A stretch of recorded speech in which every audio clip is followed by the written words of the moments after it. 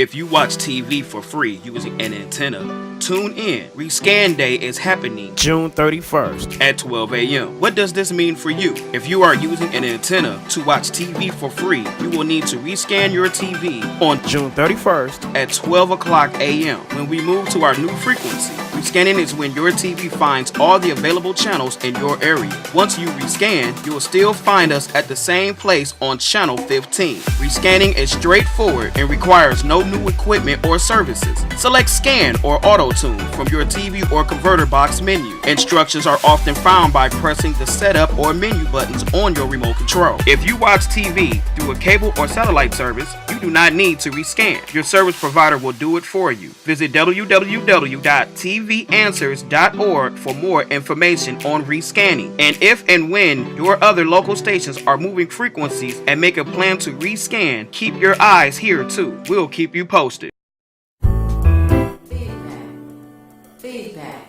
Feedback.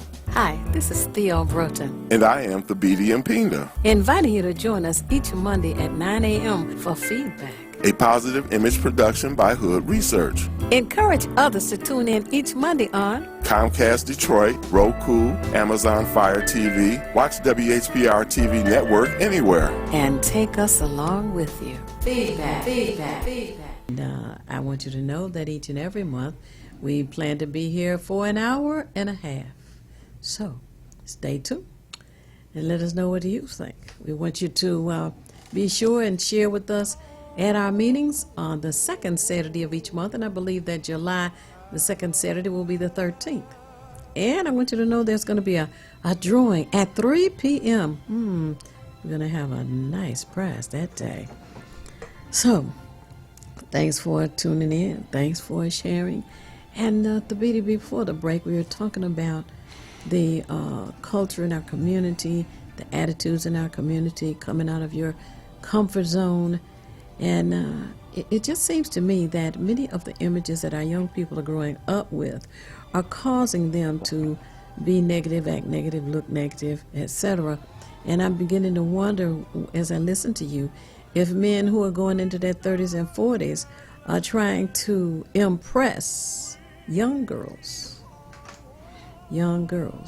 so maybe 17, 18, 19, and thinking that that age person or female is looking towards the men who have their pants hanging down to below their butt. I can't understand why, but so those in their 30s and 40s say, well, maybe I should continue to look like that and maybe they'll look at me. That's immature, but hey, there it is. You know, what's interesting is for those of you who are a little older, you may remember James Dean in the mid-50s. And then for those of you who are not as old, in the 70s, you had Happy Days in the Farms. But there has always been this fascination for some women with the bad boy image. And unfortunately, with this sort of thug look, the young men who wear their pants, it's the same thing. A guy who's nice and upright, maybe college bound or something like that, is not as intriguing and as fascinating to women as the one who seems to have like his. I remember back in the James Dean thing, they'd have the cigarettes rolled up in their T-shirt sleeve, or they've got a toothpick sticking out of their mouth. You know, just something that makes them look like, wow, he's an exciting guy. And these would be good girls going after the bad boys. And I would say the same thing is true, but then that brings to me the idea that maybe women should demand more of the men that they are going to deal with, because you're going to be seen with him. Maybe they thought the thug look was something where he can protect me, you know, something like that. He's got that rough kind of edge to him or something like that, where the other guy's kind of a square. So Urkels and Woody Allen types are not really seen as in demand, even though they're probably making more money and they got a lot more going for them. But and then men sometimes, it's the same thing, may prefer a woman who's a little bit more loose and a little bit more fast rather than demanding a higher quality person. So I think when we speak of culture and what this culture promotes, we should be aware of what we gravitate towards as well. But to your point, Thea, I think that may be very well true, that they do it for the women. Men buy cars for women. They, brother could drive around a hoopty, he's good to go. But the woman demands, well, I'm not going to be seen in that. So we've got to get away from the materialistic and superficial images that we gravitate towards, and more something that has substance and foundation. Well, as you're saying that, I was thinking about President Barack Obama and his wife Michelle, and she was talking about when she, I guess, finally decided to date him, that the car that he was driving was a hoopty. It had a hole in the floor on the passenger side. As you could see the street going past. And as we know, she finally got past that and saw him for the man that he is. And of course, the rest is history. They're married with children, now, and he became president of the United States. But that was just funny when she was talking about this hole in the floor of his car. I believe it was when they were in college that she had an opportunity to meet him and to get to know him. I had a Volkswagen like that too. You could see the ground but it was the only thing. I had a young child. It was the only thing I could afford at the time. And I'm glad you mentioned that, because I happened to be in one of the big box stores. I've been a lot of places these last few days, and they had a picture. As many of you know, there's the tabloids, the Inquirer and the Globe, and what they tend to do is they'll take pictures, and of course you can Photoshop and doctor pictures now, so they got one where although they separate images of Michelle Obama and Barack Obama, and it was saying how and of course they're trying to promote the sale of their magazine, and I don't feel like there's anything wrong with their relationship, but they showed maybe an image of Michelle when she was maybe sneering at Trump or something, but they just cropped the picture where you just saw her face, and another one where maybe Barack was in something, but they put them side by side and say, Barack is finally tired of Michelle's tirades and everything, and a divorce is looming. Wow. And I just took a picture of the cover. I said, I wouldn't waste my money on this trash. And I wonder sometimes how they're able to get away with that stuff. I know they have been sued in the past for distorted or just totally lying. Right. But just the idea that they would put both of them on there as if they were enraged with each other. So you have to be mindful of where you get your information from, the sources. Absolutely. And there's nothing wrong with checking several sources to confirm the information that you think you have. And last week, the beginning of June maybe, was an announcement that Barack Obama, Michelle Obama are going to do podcasts on some network. And that does not sound like they're on their way to divorce court to me. People just take a license and try and do anything and everything they can to bring down people of note. People are into sensationalism, and as you know, those of us at Hood Research, we are astute researchers. We don't just buy into sound bites, sound clips, catchphrases, and those type of things. And that's what research requires, that you delve into it. Theo and I were talking on the way here about how even within the church, people will take certain phrases and then they run with them and other people follow, but they don't do the research and know for themselves. And this nation has become lazy when it comes to that. It's easier to get the sound bite of the moment. I saw this on Facebook, I heard this on Twitter or something like that. And then it becomes gospel, whatever the story may be, when there's no truth to it at all. Right. And for those of you who are politically involved, and we really want you to be, we know how even the Russians were invading or infiltrating Facebook and other social media platforms with just straight up lies and people trying to discourage people from voting or to dislike a certain individual or a certain group or something like that. We have to be aware that there are nefarious and evil, I would say, organizations who have a purpose and or an agenda, and if we don't watch out, we get caught up in that mix as well. So I would just say that, you know, don't believe what is the old saying? I believe it was I forgot the group, Motown group, would say, believe half of what you see and none of what you hear. Ah, yes, yes. You know, one day we're going to have people to call in and share with us the sayings that they remember. Because oftentimes, you know, somebody will give a saying, old saying, and I'll say, I wonder who wrote that, you know, or who invented that one, who created that one, because there are so many of them. And I even hear young people now saying or quoting sayings that have been out for decades. I say, wow, that's really funny to hear them do that. And there are perhaps one of the reasons for it is that reporters or writers want to capsulize some particular time or incident or issue, and they think that a slogan or a quotation will be the best use of that.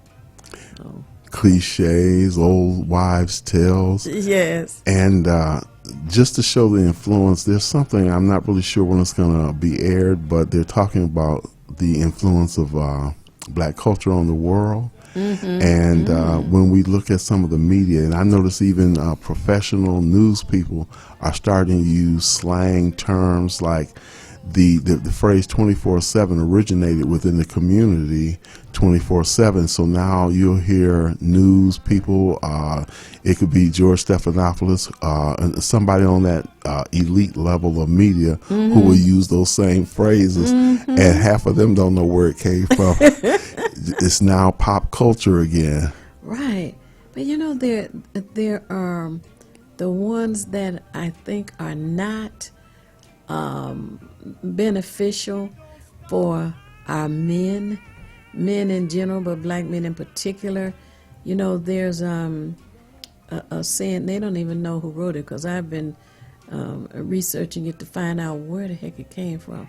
How early was it in use?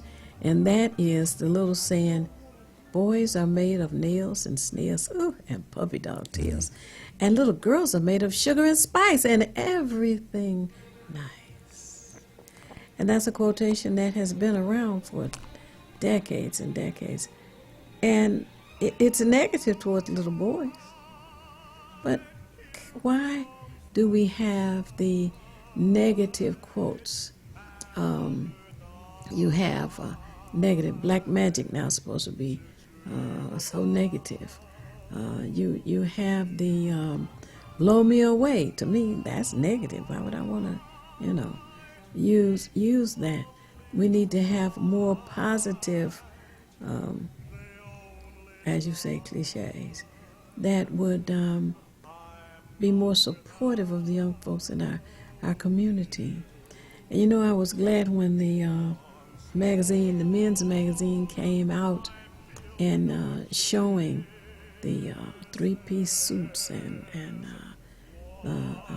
well-dressed man. I thought that was good to promote a better-looking man as opposed to that thug look. And of course, don't forget the man in the uniform. Oh my goodness. I went to my daughter's graduation, and it was out on a huge lawn, and the veranda was where all of the diplomas were being handed out, etc. And this lady and her son walked up to my left, and the son was grown. He's in the military. He was standing between me and her, and he was, I believe, a Marine. He had on white pants a navy blue jacket, trimmed in red, I guess it was. Gloves and all. I mean, from head to toe. He was, what they used to say, spick and span.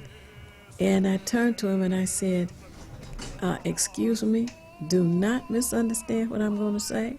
I am not hitting on you, but you look good. And he just smiled from ear to ear. And he was just so proud. And young man. But we do have a lot to be proud of within our community. We really do. And we need to take note, take inventory of that.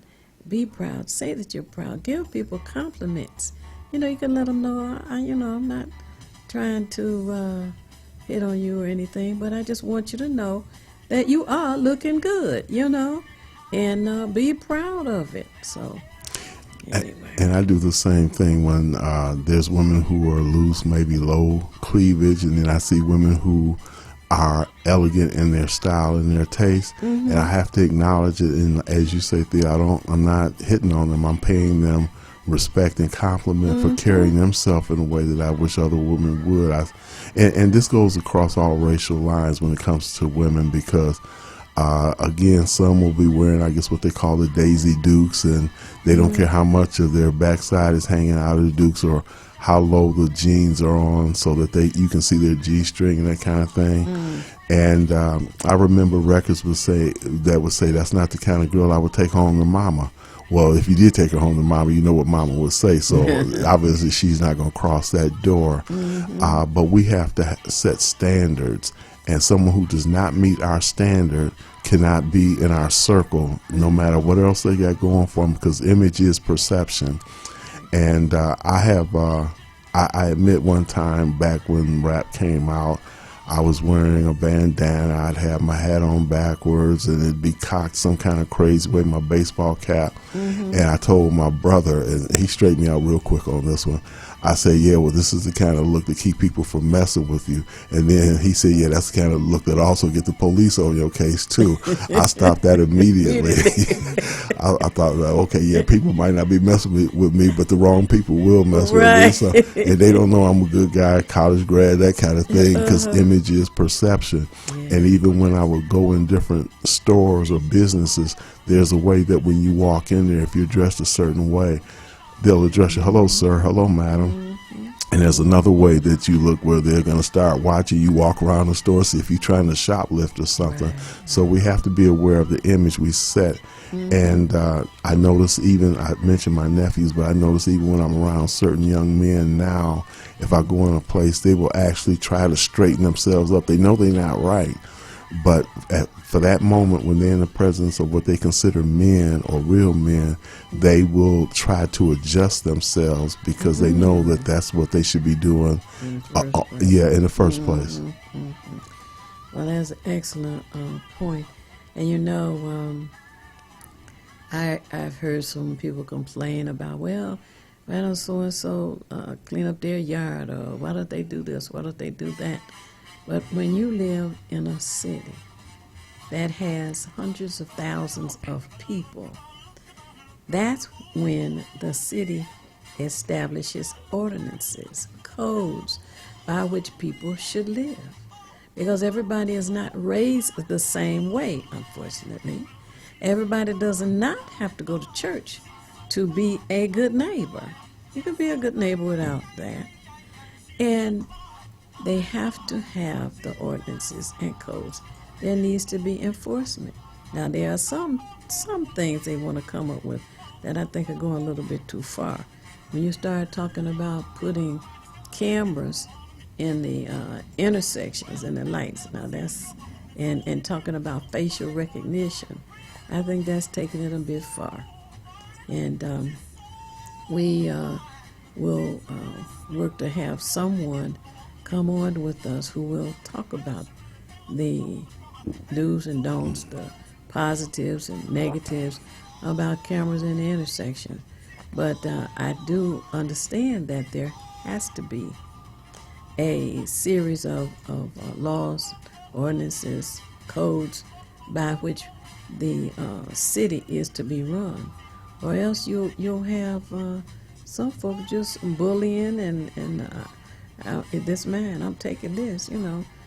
I don't care if it's yours, you know. So to help the culture to become the way we need it to become, we need to, what did you say? Get out of our comfort zone. Don't be afraid to speak to people.